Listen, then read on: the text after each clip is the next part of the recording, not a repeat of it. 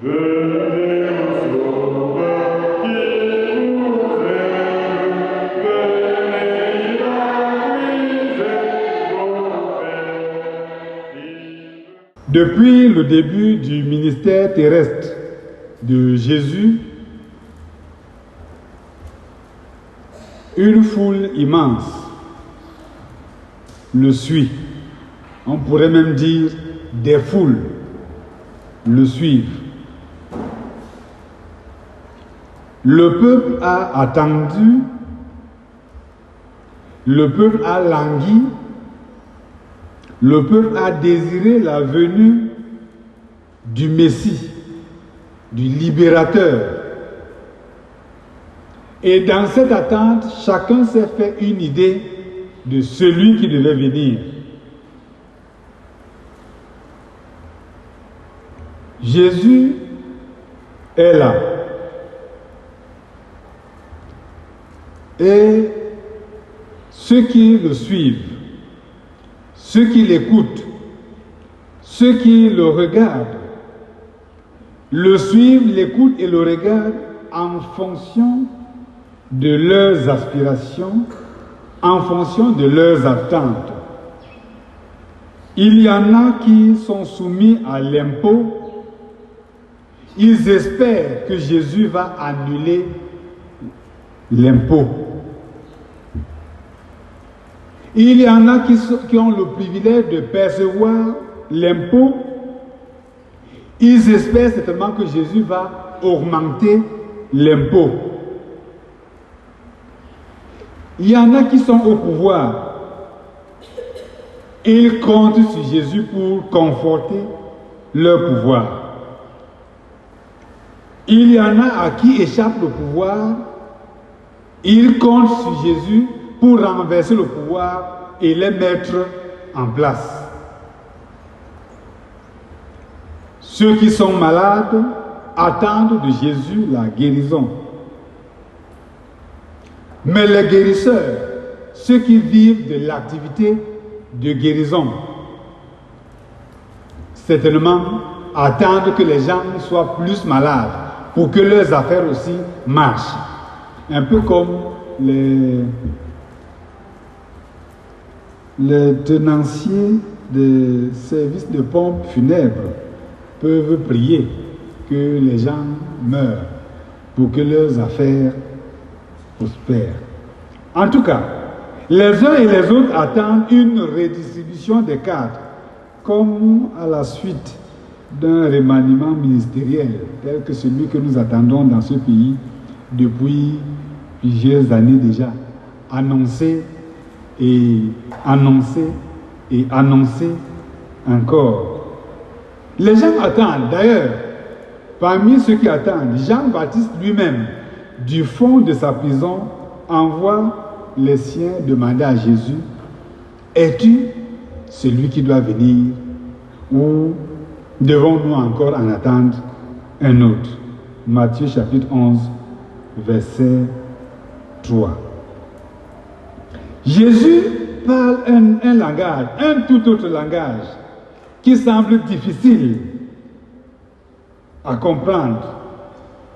Il donne un message qui semble difficile à suivre, d'où la déception et la désertion de certains. D'ailleurs, les spécialistes du Nouveau Testament, les spécialistes de l'évangile de Jean, disent souvent qu'il y a un avant Jean 6 et un après Jean 6. Parce que quelque chose de sérieux se passe dans le chapitre 6 de l'évangile selon Jean. Et la suite n'est plus comme ce qui s'est passé avant. Tout le texte lui montre en effet qu'à la suite d'un discours de Jésus, certains décident de quitter le groupe. Pourquoi? On peut donner 4 motifs. Parce que Jésus n'est pas le révolutionnaire qu'ils ont espéré. Parce que Jésus ne cède pas aux demandes égoïstes. Parce que Jésus insiste sur la foi, il dénonce le péché, les écarts de comportement. Parce que Jésus utilise quand même un langage un peu dur, un langage auquel on n'est pas habitué. Après la désertion de certains membres de son groupe, Jésus pose ici une question capitale au verset 67. Et vous, leur dit-il, et vous, ne voulez pas aussi vous en aller? Par cette question, Jésus ne veut pas inciter les gens à partir. Il ne veut pas chasser. Il veut plutôt éveiller leur conscience et la nôtre sur deux choses. Chacun de nous est libre de ses choix. Chacun de nous doit rester libre de ses choix. Et chacun de nos choix doit découler d'une conviction intime et profonde. D'ailleurs, Romains chapitre 14, verset 5 et autres, nous dit que tout ce qui n'est pas le fruit d'une conviction est péché. Au regard de ce qui précède, je voudrais donc ce matin nous poser la question suivante. Disciple par conviction ou par enthousiasme matérialiste? Disciple par conviction ou par enthousiasme matérialiste? Quel genre de disciples sommes-nous? Les disciples par conviction ou simplement des disciples par enthousiasme matérialiste? Aujourd'hui encore, les gens entrent à l'église, les gens adhèrent à telle ou telle communauté, les gens sont dans telle ou telle paroisse, dans tel ou tel groupe, dans tel ou tel synode, dans tel ou tel consistoire, non par conviction, mais parfois par beaucoup de calculs égoïstes. Et je vais me tourner vers mon jeune frère. Des gens aspirent même au ministère pastoral, non pas par conviction, par vocation, mais simplement par calcul. Et il y a un enfant dans une paroisse quelque part qui est venu me voir un dimanche à la sortie du culte pour se plaindre de sa mère qui ne voulait pas aussi lui coudre sa part d'habit comme pour moi. Il voulait que sa mère lui couse sa part d'habit comme pour moi. Parfois, simplement avoir le joli cabas blanc de l'ACF. Non, il faut que moi aussi, je fasse coudre ma part comme ça. Simplement avoir le blanc-noir de la GAPE. Il faut que je fasse ma part comme ça, sans comprendre pourquoi les autres y sont. Simplement avoir le prestige des anciens de l'église ou des diacres. Il faut que moi aussi, j'entre là-bas. Beaucoup ont suivi Jésus parce que dans Jean chapitre 6, à partir du verset 1, Jésus multiplie le pain. Les gens ont mangé du pain gratuitement. Ils se sont dit, ah, voici le bon Dieu. Il vaut mieux le suivre. Les gens ont vu Jésus marcher sur les eaux. Ils se sont dit, il faut le suivre. Notons bien que dans le texte lu, le verset 66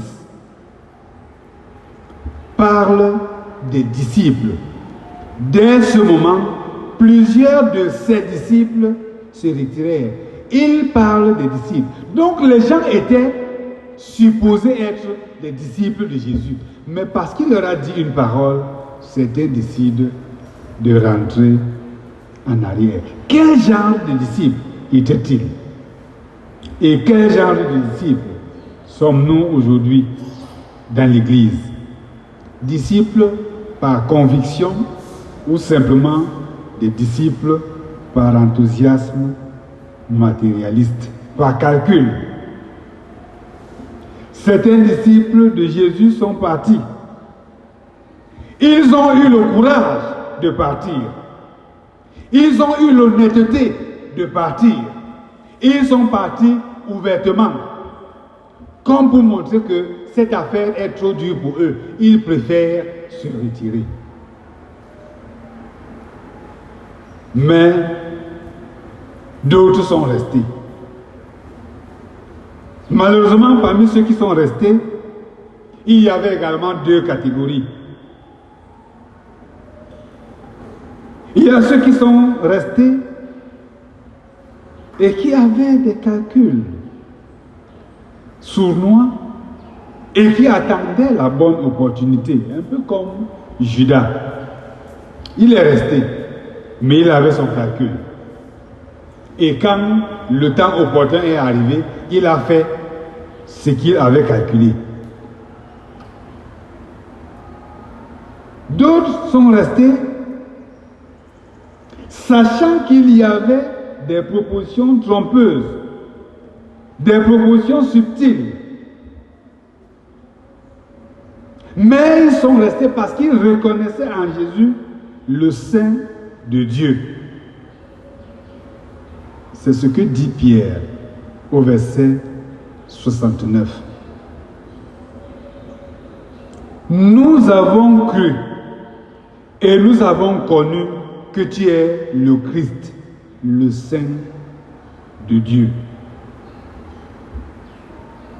Ils ont donc reconnu en Jésus celui qui mérite d'être suivi. Ils savent qu'à côté, il y a toutes sortes de propositions, des propositions alléchantes.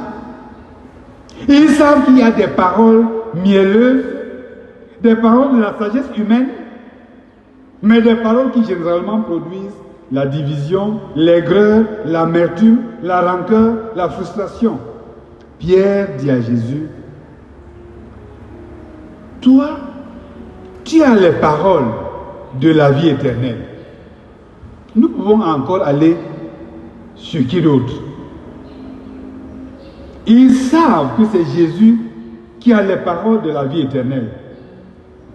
Ils n'ont rien à faire avec la sagesse ou la philosophie humaine. Ils ont éprouvé les enseignements des sectes. Ils ont éprouvé les enseignements des vendeurs d'illusions. Ils ont trouvé que leurs discours sont vides et nuls. Mais ceux qui sont restés, les vrais disciples, savent que ce sont les paroles de la vie éternelle. Ce ne sont pas les paroles de la vie de plaisir. Ce ne sont pas les paroles de la vie de duplicité, d'hypocrisie. Ce ne sont pas les paroles de la vie orgueilleuse et insolente de ceux qui croient avoir tout pouvoir, tout savoir et tout avoir. Ce ne sont pas les paroles d'une vie perturbée, instable, une vie qui attribue tous ses torts aux autres, une vie qui considère que c'est toujours les autres qui sont le problème, c'est les autres qui sont la cause de nos échecs. Non, ils ont compris que ce sont des paroles qui donnent la vie de Dieu, la vie éternelle, la vie en abondance. Ce sont des paroles de sagesse et de lumière. Ce sont des paroles de vérité et d'amour. Ce sont des paroles de discipline et d'ordre. Ce sont des paroles qui aident à corriger, à se corriger, à ranger sa vie, à réorganiser sa vie. Elles sont dures, mais ce sont des bonnes paroles. Ce sont des vraies paroles. Ils ont accepté de rester, de suivre Jésus et d'appliquer ces paroles. Et parce qu'ils savent que Jésus est venu pour que ces brebis aient la vie et qu'elles soient dans l'abondance. C'est pour cela que Pierre dit à Jésus, mais à qui d'autre irions-nous? Nous avons éprouvé et nous savons que les autres sont des menteurs. Nous avons éprouvé et nous savons que les autres sont des séducteurs. Nous avons éprouvé et nous savons que les autres sont des exploitants. Mais nous avons cru et nous avons connu que toi, Jésus, tu es le Christ, le Saint de Dieu. Ceux-là sont restés disciples. Ils peuvent donc s'adresser à Jésus et le prier avec conviction, parce qu'ils savent que ce qu'ils lui demandent, Jésus est capable de le faire pour eux. Ils sont restés et ils peuvent chanter devant lui avec conviction. Ils peuvent chanter devant lui par conviction, parce qu'ils savent que ce Jésus mérite d'être loué et d'être célébré. Ils l'adorent, comme lui-même le dit quelque part à la femme samaritaine, ils l'adorent en esprit et en vérité. Ils sont restés parce qu'ils savent que là où ils restent, il y a des exigences. Mais même quand il faudra donner l'offrande, même quand il faudra donner la dîme, même quand il faudra donner une contribution pour la construction, même quand il faudra donner pour soutenir un futur pasteur, ils vont donner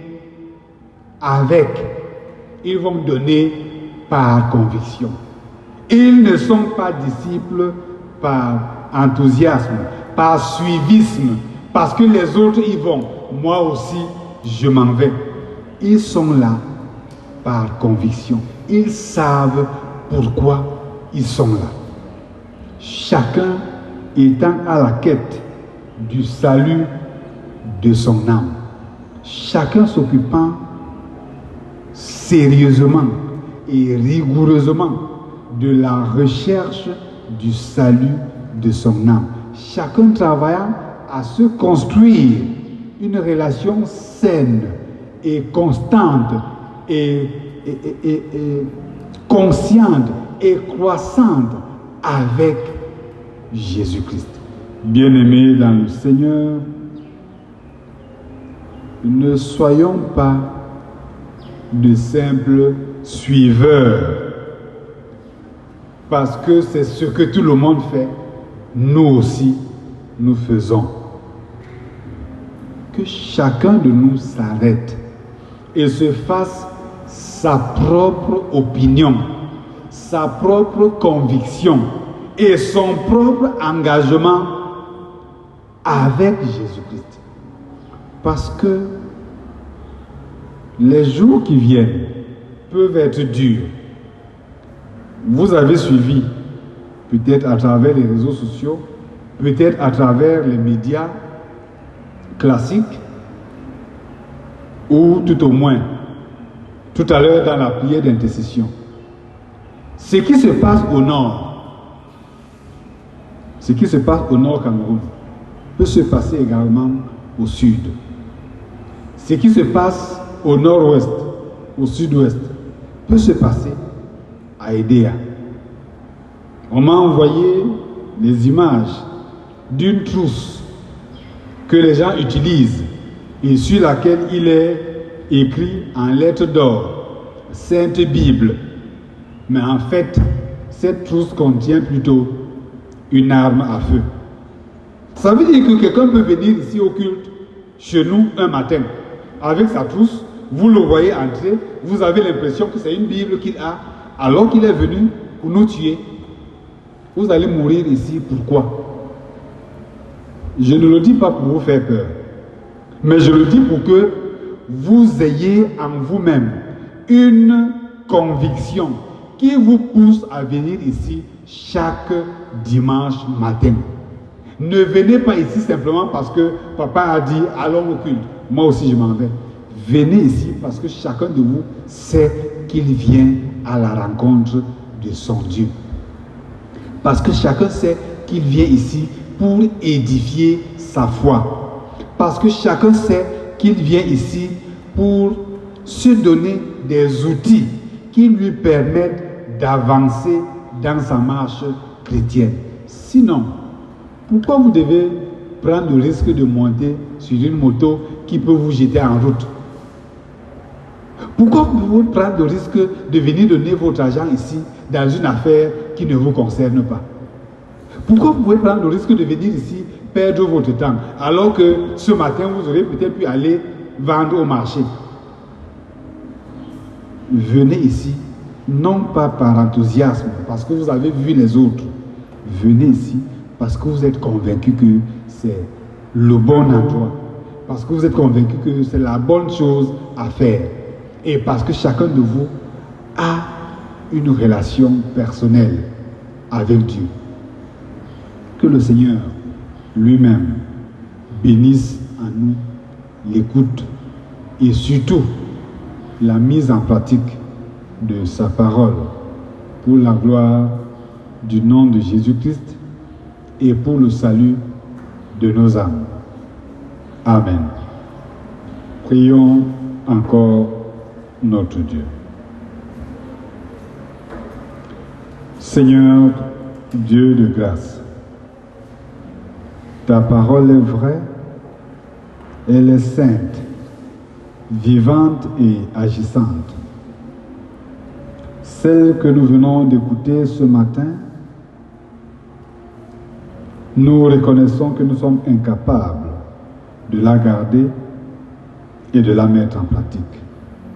Pourtant, tu ne l'as pas dite pour qu'elle nous perde, mais plutôt pour qu'elle nous vivifie. Grave-la toi-même dans nos cœurs, Seigneur, et mets en le cœur de chacun de nous une intime conviction de sa relation avec toi, pour que nous ne venions plus ici simplement dans un élan folklorique, par imitation des autres, mais que chacun de nous, chaque fois qu'il sera venu ici, sache exactement où il est, pourquoi il est là et ce qu'il a à faire. Mène-nous toi-même, Seigneur, sur le chemin de la vie et fais-nous vivre de ta vie.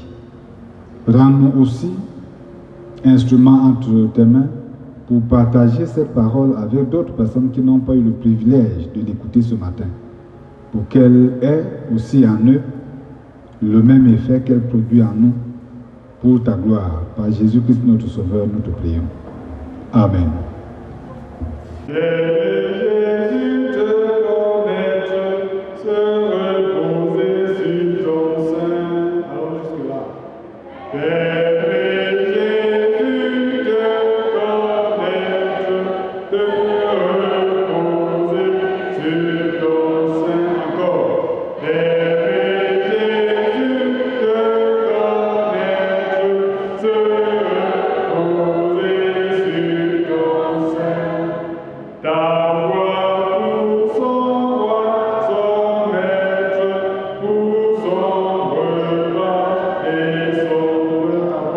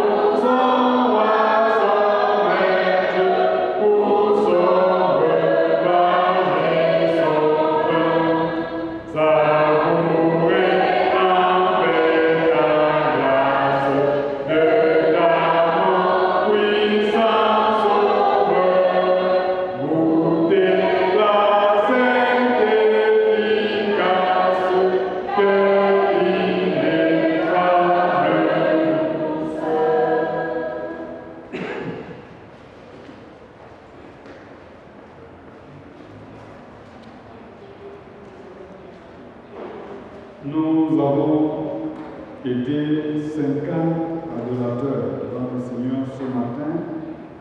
7 400 francs offrande dominicale, 7 300 francs comme soutien au futur pasteur, soit un total de 14 700 francs. Nous nous rappelons que la signature des cartes commencera mercredi à 10 h. Elle s'arrêtera vendredi soir. Dimanche prochain, nous aurons un seul culte à partir de 9h30.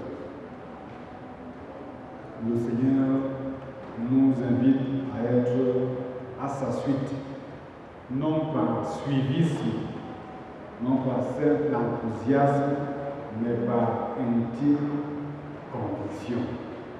Prions encore de tout. Merci, notre Seigneur et notre Dieu, pour cette occasion que tu nous as donnée de nous rassembler devant toi et célébrer ton nom. Merci parce que tu as écouté quand nous avons élevé nos voix pour chanter à ta gloire.